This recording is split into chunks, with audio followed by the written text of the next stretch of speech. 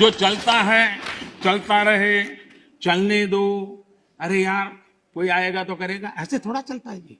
जिम्मेवारियां लेनी चाहिए, देश की आवश्यकता के अनुसार निर्णय करने चाहिए।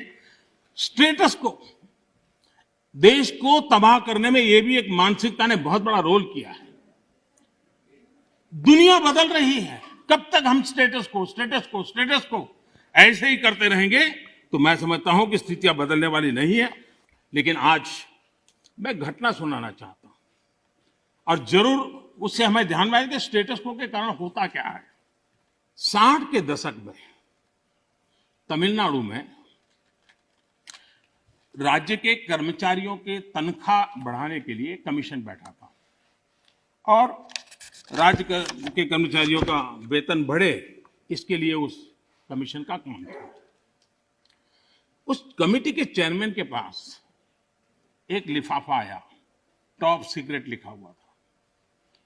उन्होंने देखा तो उसके अंदर एक अर्जी थी और उसने लिखा था कि मैं बहुत साल से सिस्टम में काम कर रहा हूं, ईमानदारी से काम कर रहा हूं, लेकिन मेरी तनख्वाह बढ़ नहीं रही है, मेरी तनख्वाह बढ़ाई जाए।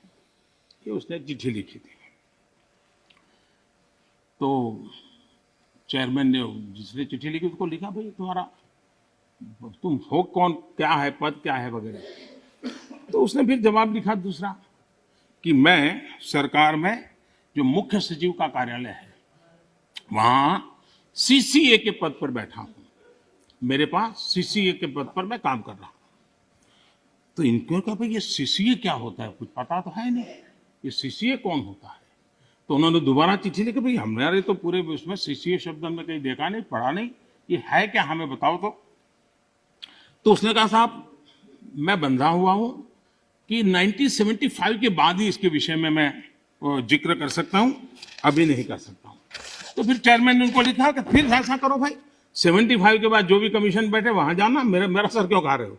तो उसको लगा ये तो मामला बिगड़ गया, तो उसको लगा तो कहना ठीक है साहब मैं बता देता हूं मैं कौन हूं। तो उसने उनको चिट्ठी लिख के बताया। तो बोले सीसीए का मतलब होता है Churchill cigar assistant, Churchill cigar assistant, ये सीसीए का पद है जिस पर मैं काम करता हूं। है क्या। तो 1940 में जब चर्चिल ब्रिटेन के प्रधानमंत्री बने थे तो त्रिची सागर हमारे यहां से सिगार जाती थी उनके लिए, और इस सीसीए जो था उसका काम था वो सिगार उनको सही पहुंची कि नहीं पहुंची इसकी चिंता करना, और इसके लिए पद बनाया गया था। वो सिगार की सप्लाई होती थी। 1945 में वो चुनाव हार गए, लेकिन फिर भी वो पद बना रहा और सप्लाई भी जारी रही।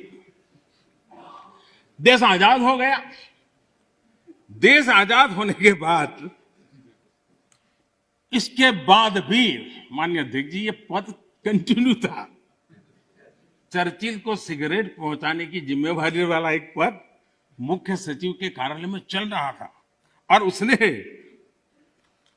अपने लिए कुछ तनख्वाह मिले, कुछ प्रमोशन मिले, इसके लिए उसने चिट्ठी लिखी थी। अब देखिए ऐसा स्टेटस को अगर हम बदलाव नहीं करेंगे, व्यवस्थाओं को देखेंगे नहीं, तो ये उससे बड़ा क्या उदाहरण हो सकता है। हमें लगता है कि भाई हम रिबन काटेंगे, दिया जलाएंगे, फोटो निकल जाएगी, हमारा काम हो गया। देश ऐसे नहीं चलता है जी।